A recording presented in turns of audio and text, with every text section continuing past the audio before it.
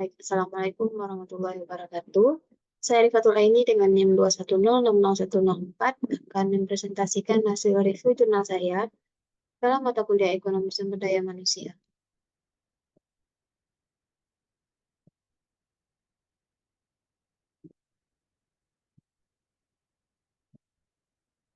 Jurnal pertama yaitu Pay Incentive, Intangibles, and Gender Wage Inequality.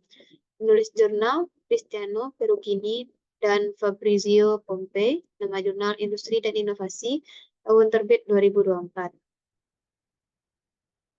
Pendahuluan, jurnal ini mengacu pada literatur yang menunjukkan bahwa praktik manajerial seperti skema pembayaran insentif dapat meningkatkan ketidaksetaraan upah dalam perusahaan dengan mengaitkan upah dengan produktivitas individu atau kelompok yang mungkin berbeda antara bekerja berdasarkan karakteristik yang dapat diamati maupun yang tidak. Latar belakang menunjukkan bahwa skema insentif pembayaran atau IPS kapital tidak berwujud seperti teknologi digital dan pelatihan berpotensi memoderasi dampak IPS terhadap kesenjangan upah. Namun, kapital yang lebih tinggi cenderung memperburuk ketidaksetaraan upah karena pekerjaan yang lebih fleksibel dan kompleks lebih sulit dijalani oleh perempuan, terutama terkait dengan tanggung jawab di luar pekerjaan.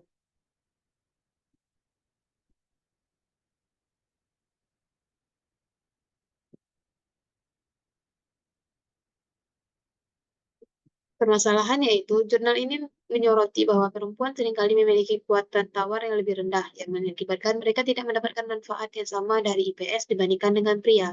Hal ini menciptakan kesenjangan upah yang lebih besar dan memperkuat diskriminasi gender yang di tempat kerja. Tujuan dari jurnal ini itu menganalisis bagaimana skema insentif pembayaran mempengaruhi kesenjangan upah gender di dalam perusahaan, serta mengeksplorasi peran intensitas kapital tidak berwujud di tingkat industri dalam memoderasi efek tersebut. Teori dan konsep. Yang pertama, segregasi, yaitu perempuan cenderung bekerja di posisi di mana skema insentif pembayaran jarang diterapkan. Kedua, seleksi dan upaya. Skema insentif mendorong pekerja untuk bekerja lebih keras, tapi tanggung jawab keluarga yang tidak seimbang cenderung menghalangi perempuan untuk memaksimalkan manfaat dari skema ini.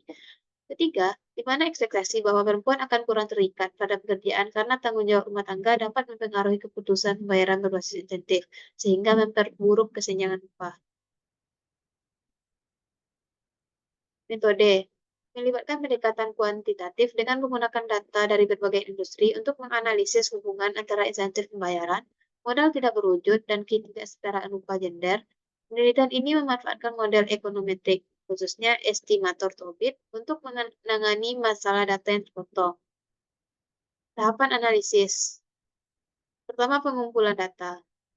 Definisi operasional, variabel dependen, kesenjangan upah gender, variabel independen termasuk insentif pembayaran, modal tidak berwujud, dan variabel kontrol yaitu meliputi proporsi karyawan di posisi tinggi, rata-rata masa kerja, dan keberadaan manajer perempuan.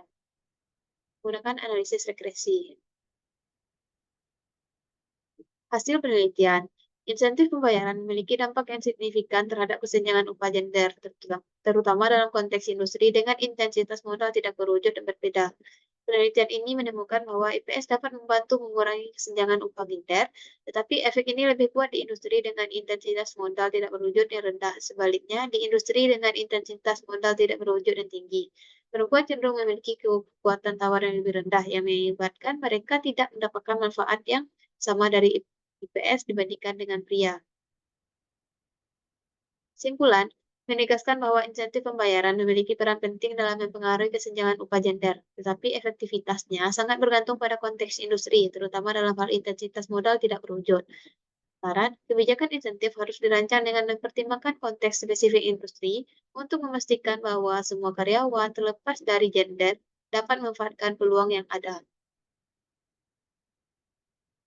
Untuk jurnal kedua dengan judul The Gender Wage Gap in Myanmar, Adding Insult to Injury. Penulis jurnal yaitu Hendrik Hansena, Jordanda, dan Wahwin. Nama jurnal Journal of Asian Economics, tahun terbit 2022. Pendahuluan, gambaran tentang perbedaan gender dalam status pasar tenaga kerja di Myanmar dengan fokus pada populasi perkotaan. Latar belakang.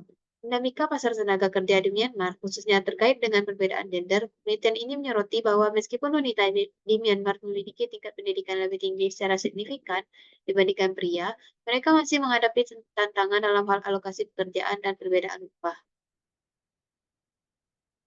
Permasalahan berfokus pada ketidaksetaraan gender dalam pasar tenaga kerja di Myanmar. Meskipun terdapat kemajuan dalam pendidikan wanita, meskipun wanita memiliki tingkat pendidikan yang lebih tinggi, mereka masih menghadapi kesulitan dan mendapatkan pekerjaan yang setara dan mengalami perbedaan upah yang signifikan dibandingkan pria. Tujuan mengidentifikasi faktor-faktor yang mempengaruhi alokasi pekerjaan dan perbedaan upah antara gender di konteks yang kompleks ini. Teori dan konsep. Konsep sticky floor dan glass ceiling digunakan untuk menjelaskan tantangan yang dihadapi wanita dalam mencapai posisi yang lebih tinggi dan mendapatkan upah yang setara.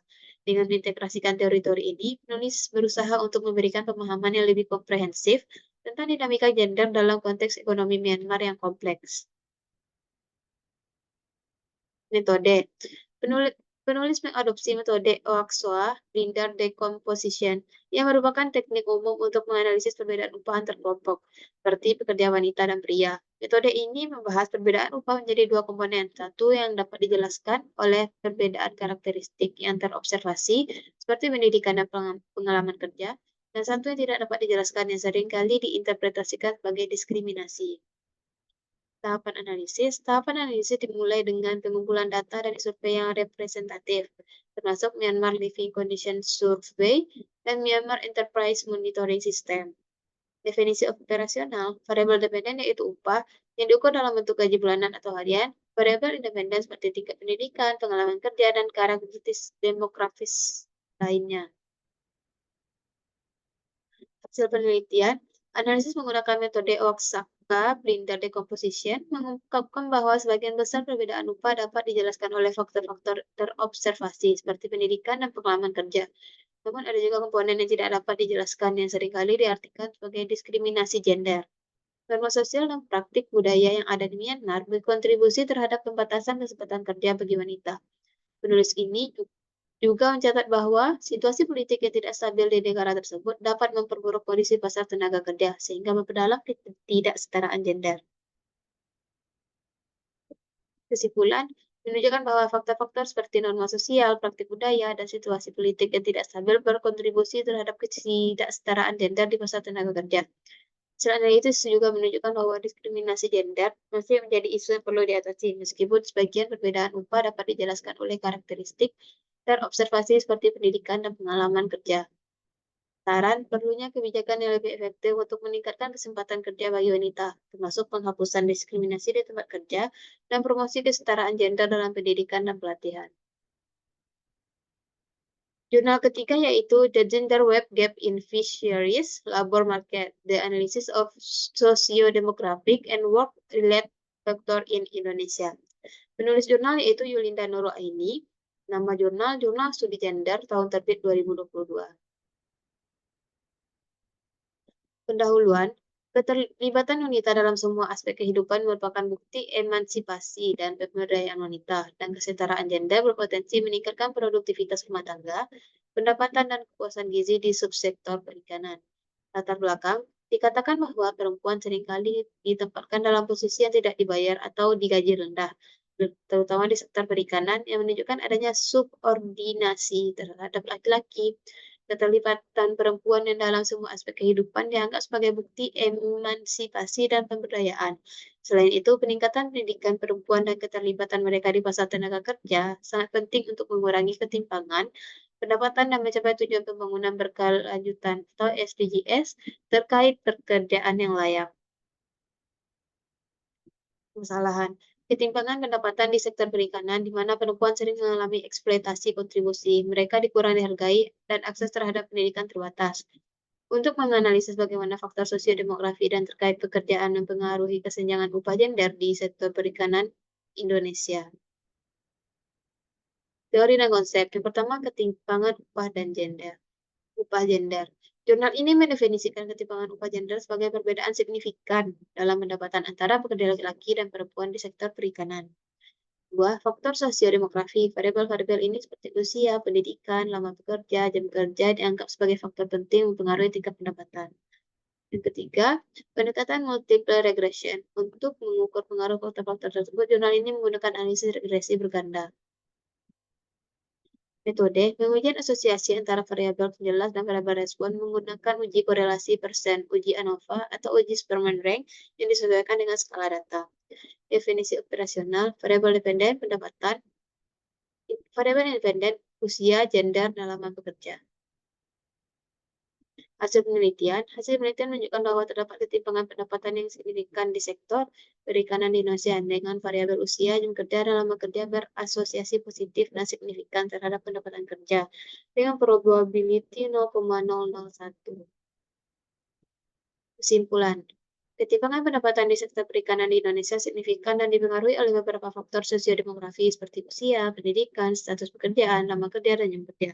Hasil analisis menunjukkan bahwa perempuan secara konsisten memperoleh pendapatan lebih rendah dibandingkan laki-laki dalam setiap kategori pekerjaan, terlepas dari tingkatan pendidikan atau status pekerjaan. Saran, agar kebijakan dan program pemerintah lebih memperhatikan peran dan kontribusi perempuan dalam sektor perikanan, meningkat peningkatan akses terhadap pendidikan dan pelatihan bagi perempuan, serta pemberdayaan ekonomi, dinilai sebagai langkah penting untuk mengurangi ketimpangan pendapatan.